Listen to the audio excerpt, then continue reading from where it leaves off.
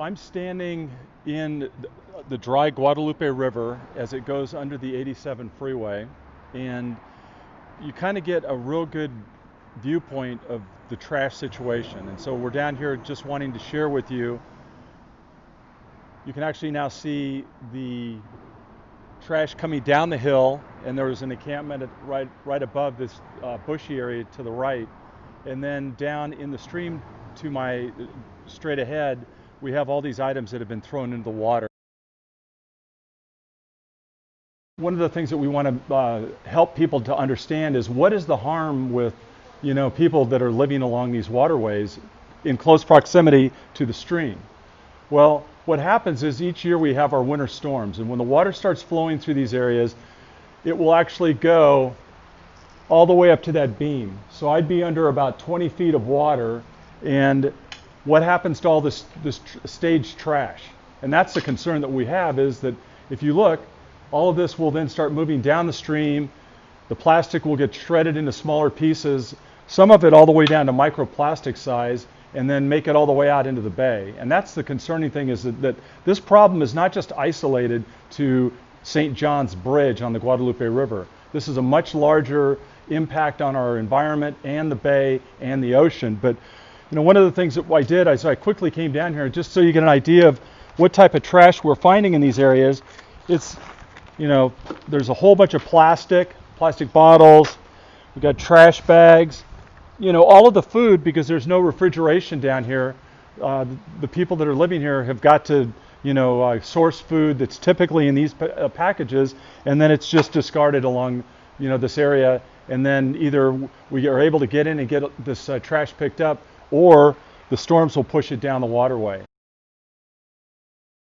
Embedded in these areas too is you have to understand that a lot of the lighting and other appliances that they're using, small appliances, require batteries. And so once the batteries are dead, they have no use at all for them, and they get discarded into these areas.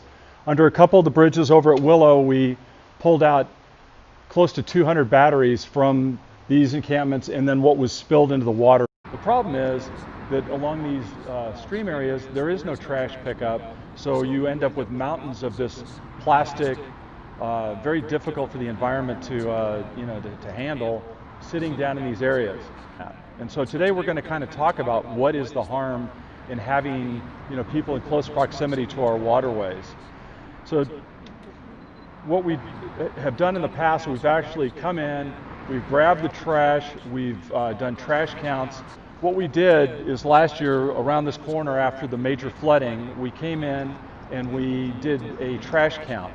And we could tell roughly how many pieces of this torn, shredded plastic were in this one stretch from the 87 freeway up to about the 280 freeway, and it was just under 400,000 pieces of shredded plastic.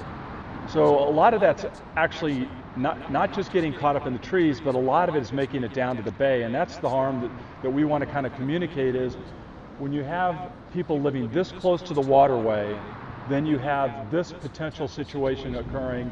And so South Bay Clean Creeks Coalition is not anti-homeless. We understand that there's a lot of people who do not have a place to go, but what we would like to see is that there are buffer zones where they don't allow camping right along the waterways, and say about 100 feet up from these areas, out of the riparian area, would be a significant improvement on the trash situations that we see along these waterways.